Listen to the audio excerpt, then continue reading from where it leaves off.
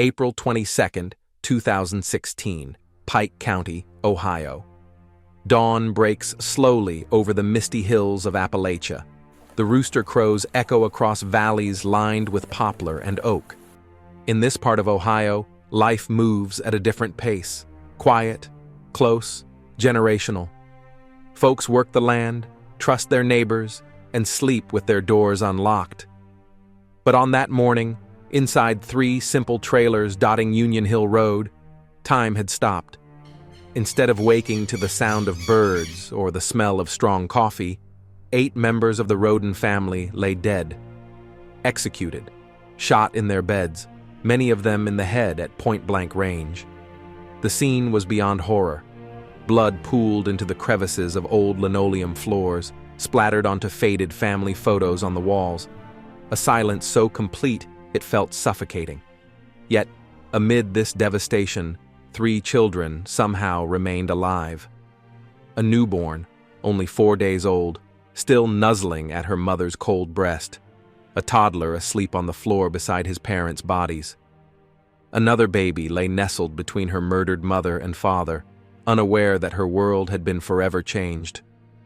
When Bobby Jo Manley arrived that morning to feed the animals, she noticed the quiet immediately.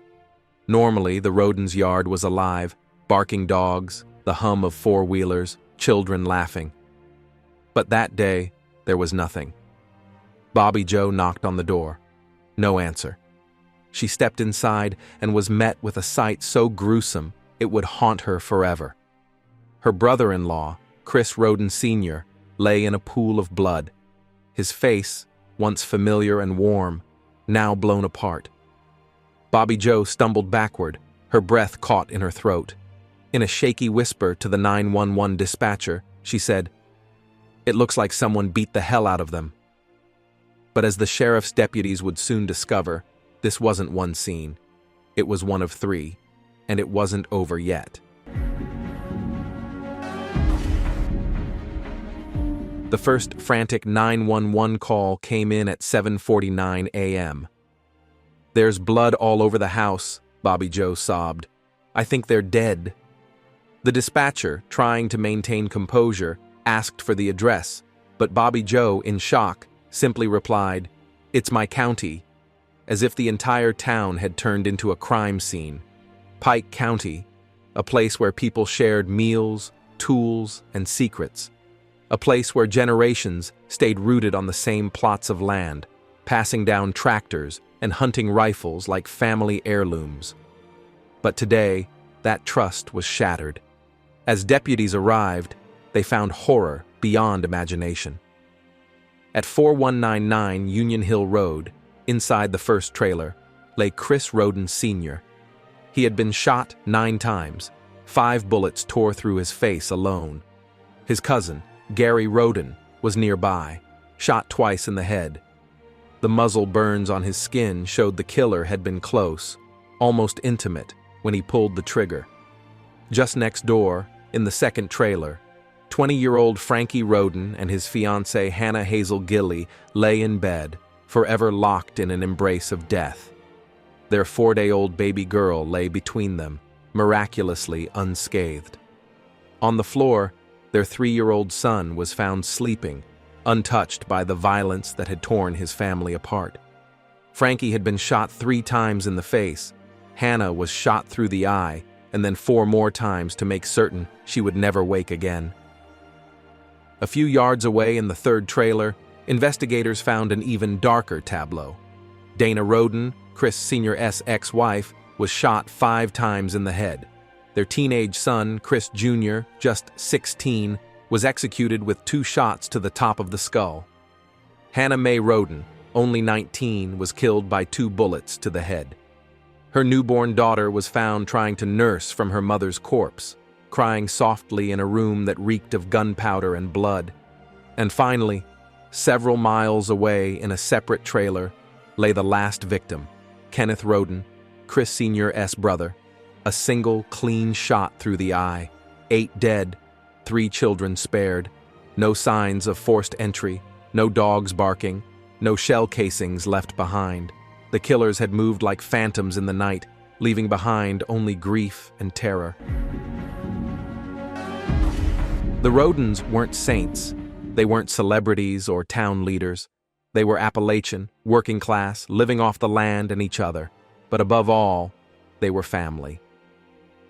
Chris Roden Sr., 40, was the patriarch. Tough, fiercely loyal, a man whose presence filled a room.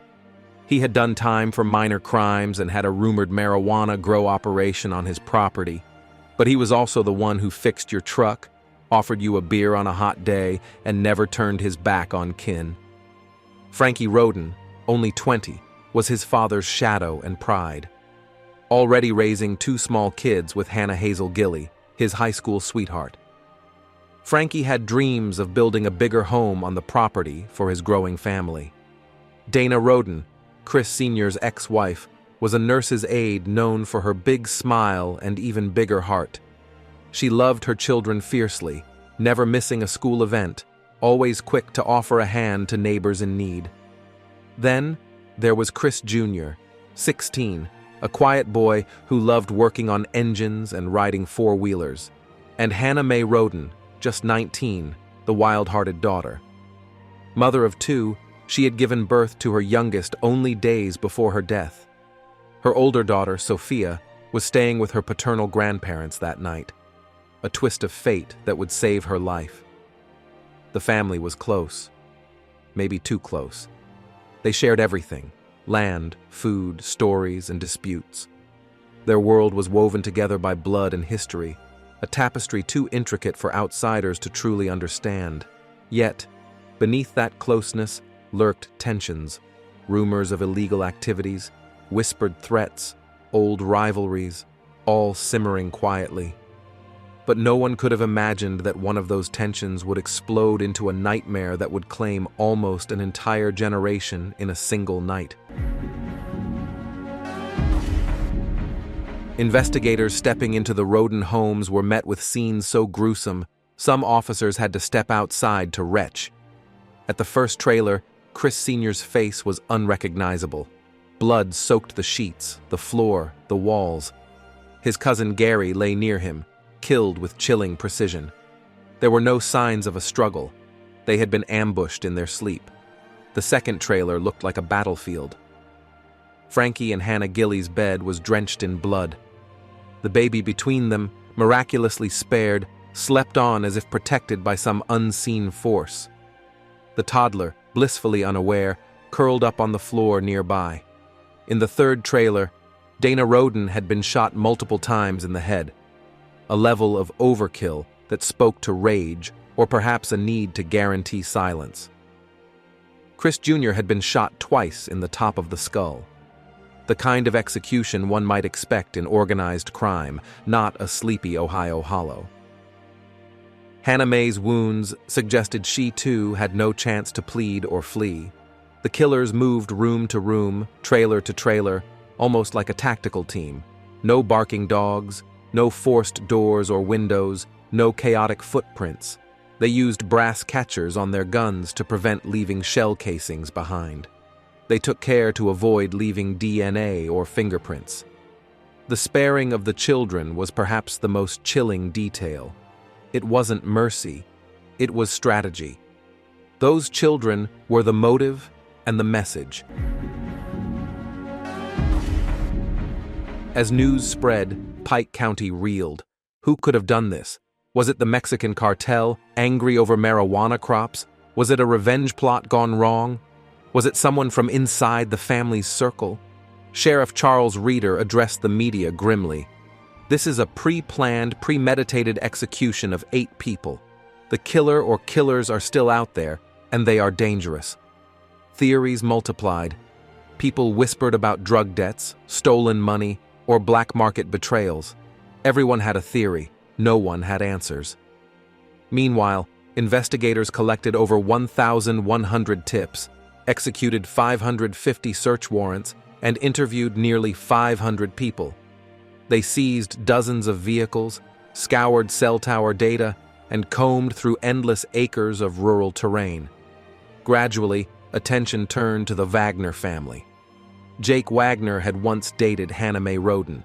They shared a daughter, Sophia. Their breakup had been anything but peaceful.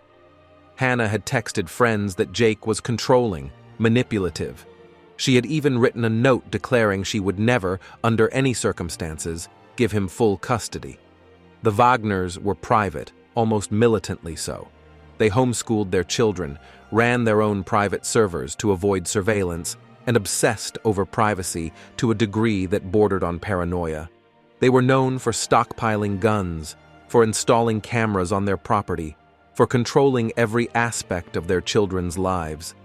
As investigators dug deeper, the truth began to emerge. Jake Wagner wanted Sophia, but not just weekends or shared holidays, full, exclusive custody. He and his family believed Hannah and the Rodens were unfit, that they would poison Sophia's mind. Somewhere along the line, the Wagners decided that the only way to secure Sophia was to erase every potential challenger. It was a dark logic, twisted, cold, and absolute. For 2 long years, the Roden case went cold on the surface, but investigators worked quietly, relentlessly. In 2018, after one of the largest criminal investigations in Ohio's history, authorities struck. Jake Wagner, his brother George, and their parents Billy and Angela Wagner were arrested. Each faced 8 counts of aggravated murder, among other charges. The evidence was staggering. Homemade silencers and brass catchers purchased online, carefully assembled to prevent detection. GPS data proving they had surveilled the Roden homes in the weeks leading up to the murders. Hacked Facebook messages from Hannah's account, accessed after her death to monitor family reactions and perhaps plant misdirection. Drafted fake custody documents and even forged wills to shift property and rights after the killings. Angela Wagner had already written Hannah's obituary days before she died, a chilling prelude. The final blow came from Jake Wagner himself. He confessed to shooting 5 of the 8 victims, including Hannah. In exchange for removing the death penalty from the table, he agreed to testify against his family. In that confession, Jake described the murders with clinical detail. No tears, no regret. He laid out the plan step by step, how they chose the night, the routes, the weapons, and the execution order. How they watched the babies and decided to leave them alive, precisely because they were innocent pawns in a war for custody. What kind of mind justifies mass murder as a way to win a custody battle? Jake Wagner didn't see Sophia as a child to be loved and guided, but as a possession, an object of ultimate control. Psychologists described the Wagner family as pathologically enmeshed. They operated like a closed cult. No privacy, no dissent, no outside influence. Every decision was collective, every perceived threat a matter of survival. Angela Wagner, the matriarch, manipulated her sons and husband, feeding them paranoia and stoking their rage against the Rodens. Jake believed the Rodens were enemies corrupting Sophia. The idea of legal negotiation or shared parenting was intolerable to him. In his mind, he had to eliminate them all, not just Hannah, but anyone who might step in to claim Sophia later. Even more horrifying was Jake's lack of remorse. In his confession, he spoke as if describing farm chores or fixing a car, systematic, detailed, emotionless. Hannah Mae, just 19, tried to protect her daughter until her final breath. In her last messages, she insisted she would fight Jake in court rather than sign away any parental rights. She had no idea that her stand would cost her not just her life, but her entire family's. For the Wagners, this wasn't just about custody. It was about absolute dominance.